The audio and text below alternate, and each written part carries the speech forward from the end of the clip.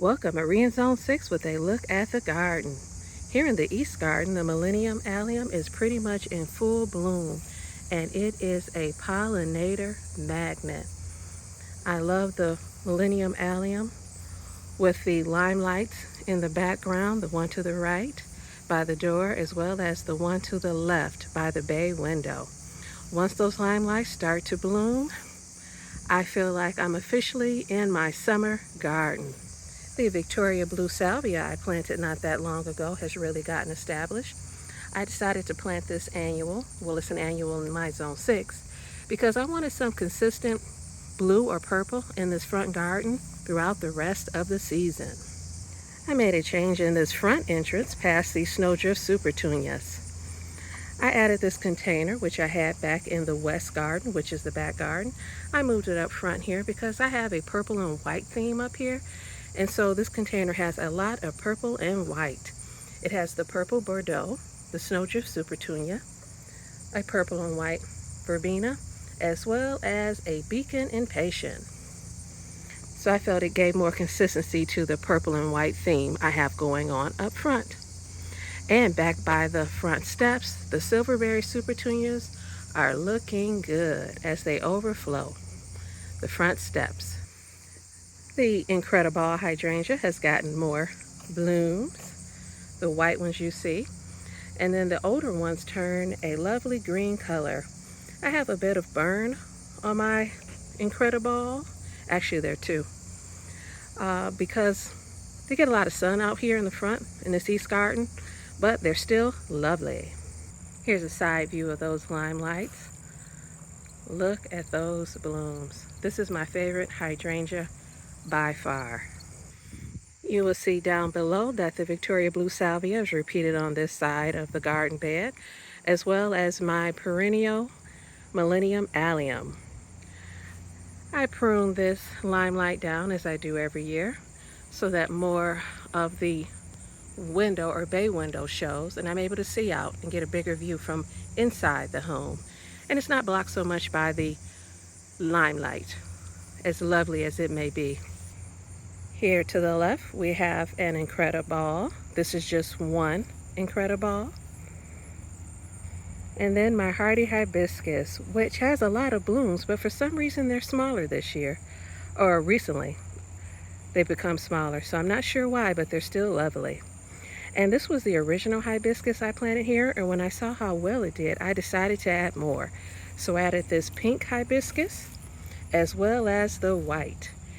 And also, I figured I'd add a Rose of Sharon, which is in the same family. It's a hibiscus as well. And so that's what I did. I added the pink chiffon Rose of Sharon. So if you see a particular plant does well in your garden, try adding more to that area. Here's an overview of the East Garden. In the South Garden, here are some of my zinnias in my small cut flower garden. I planted some lime color zinnias over here, and that might be one of them. But I've just been waiting for them to bloom. I'll see what happens. The Chianti hybrid sunflowers are looking lovely. This is my first year planting them, and I think I'll probably plant them every year from now on. I'll see. Heading into the back garden, which is the West Garden. The Snowdrift Supertunia as well as the Bordeaux are doing well in this entrance container, and my canna have continuously been blooming. It's amazing. I don't think I've ever had a year with this much continuous bloom on my canna I grew from seed. So I'm quite delighted with that. There's the Autumn Joy Sedum, and the Quick Fire Fab is turning its pink color. And hopefully we'll get more cool nights, because if we have cool nights, then the panicle hydrangeas that change to a pink color will be more vibrant pink with those cool nights.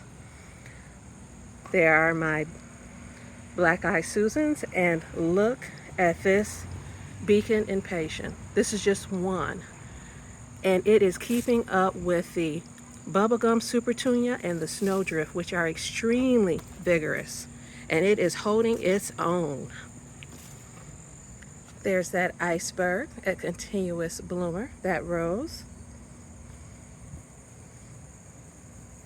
And the other container with the beacon impatient, super tunia snowdrift, and the bubblegum, looking good as well. And my August moon hostas hanging in there. It's a great color and they tolerate sun and obviously weeds. Here in this container, the pink cashmere verbena is really starting to bloom now, and I love how it complements the silverberry super tunia, which has that pink throat. Just delightful. And my potato vine has decided to join this container. The evening rose hibiscus has gotten even more blooms. It should get to be about 4 foot tall and 5 foot wide. This is just its first year since it was planted, and it's doing fantastic.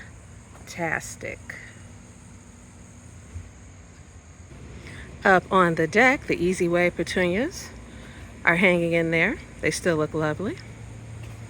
And something has been eating my potato vine. I saw a groundhog not too long ago, and I think he's the culprit. Well, at least he's cute. My other Easy Way petunia, the Autumn Joy sedum, getting bigger and better all the time. There's that Indigo Mini Vista really filling out, as well as the Licorice Splash. This is my first year with the Licorice Splash, that bluish gray leaf plant, and I just love it. And another Easy Wave petunia. The Coleus I planted or grew from seed is getting bigger and better. Coming down off the back deck, look at this Autumn Joy sedum. It's just fabulous, fabu. And soon those blossoms will be a pink or a fuchsia, and I'll have gorgeous autumn color. Going past the Limelight Prime and the Evening Rose hibiscus, this little quickfire is turning more and more pink. This is one of my favorite hydrangeas. It's more of a lace cap panicle hydrangea, and I love the shape it has. It's not floppy, and it blooms even in part sun very well. More beacon impatiens, of course. And as I shift this way, those top hat begonias, right when you come off the deck, and this flower bed in front, they're doing great. And the beacon impatiens I planted in between as a filler have really started to grow and fill in between those top hat begonias. Past the hibiscus and the little quickfire, the anise hyssop is still looking good. I grew from seed and winter sowing a few years back. There's that Limelight punch, and there's that punch color. The bobo is hanging in there, and look how tall these beacon impatiens have gotten. There's my Black Eye Susan, which appeared one year. I don't know how, but I'm glad it's there.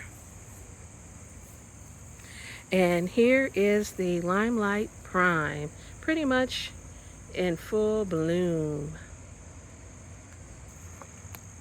There is that Firelight Tidbit, as well as the Firelight. Back toward the hidden garden, the anise hyssop back here is looking great, as well as my Annabelle.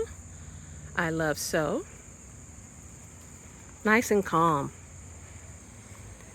Here in this back left flower bed, the quickfire is getting a beautiful pink. I love quickfire as well. They'll bloom in the part shade.